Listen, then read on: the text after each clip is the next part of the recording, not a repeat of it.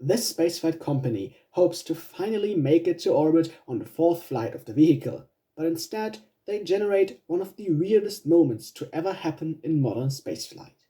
Upon liftoff, the rocket doesn't take off, but rather slides sideways away from the pad, vanishing in a cloud of smoke. Then slowly appears again and rises into the sky. From this day on, they will probably be remembered as the company with the Tokyo Drift rocket.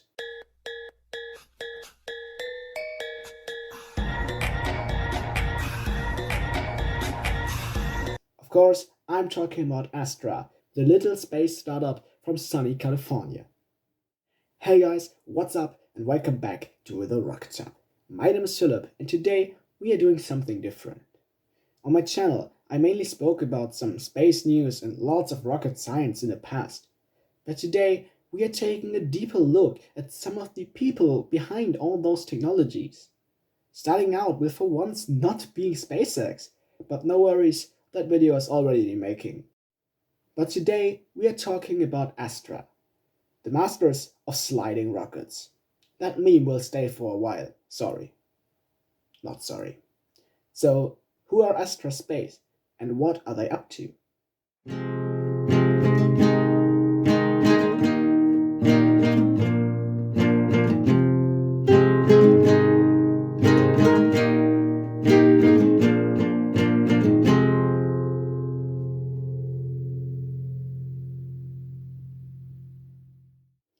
Astra was founded in 2016 by Chris Kemp, who is their current CEO, and Adam London, their CTO, in the town of Alameda, California.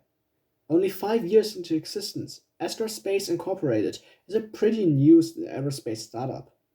But their roots go far back to the year 2005 and a smaller company called Ventions LLD, which was founded by Astra's co-founder Adam London and were producing miniature rocket technologies in cooperation with NASA and DARPA.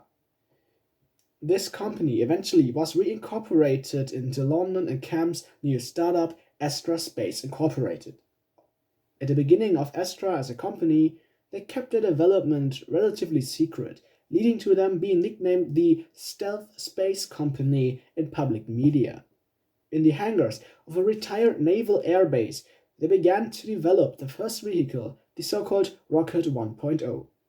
After acquiring the Pacific Spaceport Complex Alaska on Kodiak Island as their launch site, Astra were finally able to perform the first rocket test ever in July 2018 with the Rocket 1 and a second one in November of the same year with the Rocket 2.0 vehicle.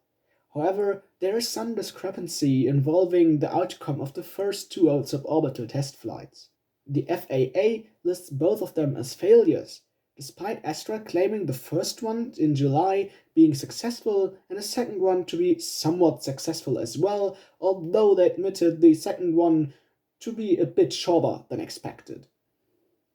After the two suborbital test flights, Astra went on to develop the first orbital vehicle, the so-called Rocket 3. The first prototype of Rocket 3, designated Rocket 3.0, never launched since it was destroyed in a fire on a launch mount on 23rd of March in 2020. The second prototype, designated Rocket 3.1, managed to take off from the Kodiak Island spaceport but failed when the flight was terminated due to the vehicle diverging from its intended flight path drastically. On the 15th of December 2020, the third prototype, Rocket 3.2, came just short of achieving orbit, missing only a few hundred meters per second in velocity. Since July of 2021, Astra is a public company, meaning investors can now acquire stock on the Nasdaq. To prove their ability to get into orbit to their investors, they attempted to launch the LV0006 vehicle on the 28th of August 2021. But instead of going to orbit, the rocket experienced an engine failure almost immediately after liftoff, leading to the vehicle going sideways instead of upwards. Astra has already found the issue and is currently on way to fix it and prepare for the launch of vehicle number 7. As of 2021, Astra only has a single vehicle in operation, simply called the Rocket 3. Rocket 3 is a relatively cheap and tiny small-set launcher with a payload capacity of about 150 to 500 kilograms to a 500 kilometer low Earth orbit, depending on who you ask. The current iteration of the vehicle is about 12 meters tall and 1.3 meters in diameter, meaning it fits into a standard shipping container, which is a huge plus point in terms of vehicle transportation. The first stage is powered by 5 so-called Delphin engines, which are running on RP-1 and oxygen. These engines are 3D printed and use electric-powered turbopumps, meaning they have no preburners. This makes the Delphin one of just 2 engines of this kind, together with Rocket Lab's Rutherford engine.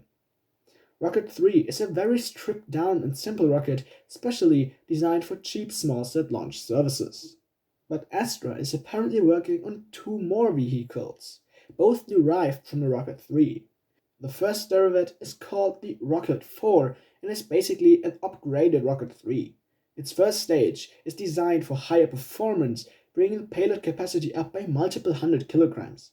Rocket 4 is designated to launch first in 2022 and will most likely replace the Rocket 3 since it has the capabilities needed for faster and cheaper launch services. The other rocket that Astra is working on is the Rocket 5. These guys aren't really creative when it comes to their names. Rocket 5 is being developed to be a suborbital point-to-point transportation vehicle capable of delivering payloads onto the other side of the planet in less than an hour. The whole program was proposed to the US Air Force in September of 2020, but we don't know whether the development of Rocket 5 is currently ongoing or if it was cancelled.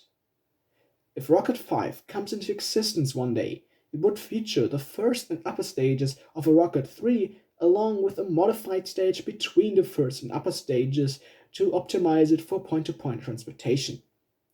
Apart from rockets, Astra is additionally developing a satellite bus, a small propulsion element to push satellites into higher orbits. This unnamed satellite bus vehicle is planned to first launch on board a Rocket 3 and then later Rocket 4 in 2022 and enter service in the following year of 2023. Astra is still a fairly small company with just about 100 employees and therefore hasn't got many facilities. Their headquarters are located in Alameda, California, on the area of a former naval airbase. The headquarters function as a production facility and a machine shop at the same time. A small engine test facility is just located 1 street away from the headquarters, enabling fast response to test results and way faster engine development.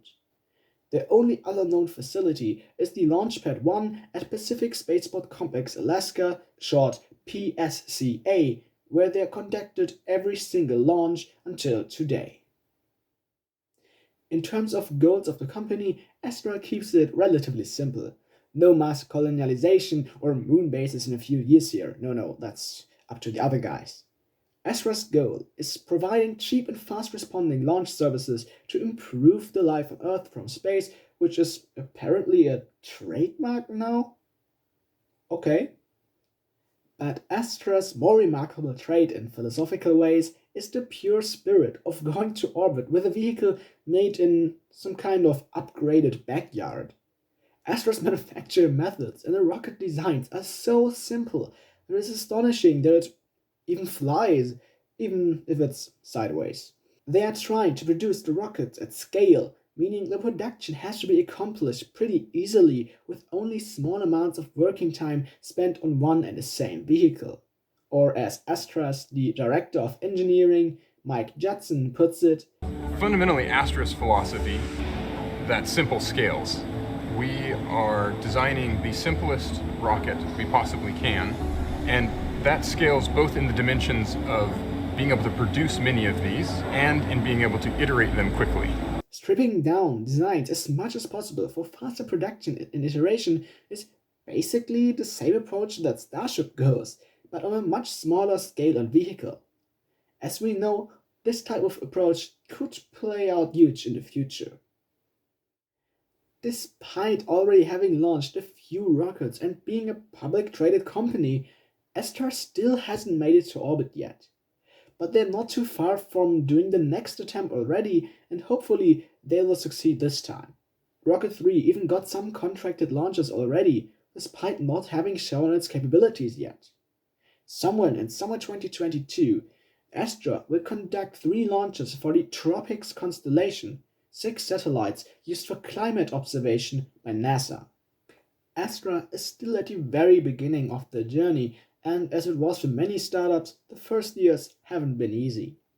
But due to their simple yet effective design approach and lots of support from Team Space, they are set up for success if they don't mess anything up brutally. The former stealthy startup is becoming a true launch provider, joining a steadily growing market competing with others like Rocket Lab, Relativity Space, Firefly, and many more. But competition leads to innovation, and innovation to better life for us people.